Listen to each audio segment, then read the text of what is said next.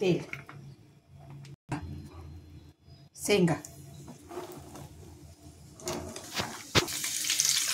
मिरची, बटाट्याचा खीस,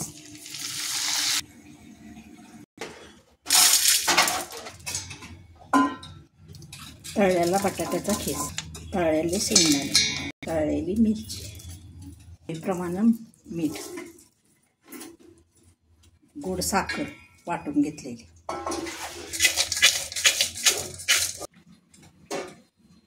आपला बटाटा चिवडा तयार झालेला आहे. तुम्ही करून पहा. तुम्हाला रेसिपी कशी वाटली ते कमेंट करा, लाईक करा, शेअर करा.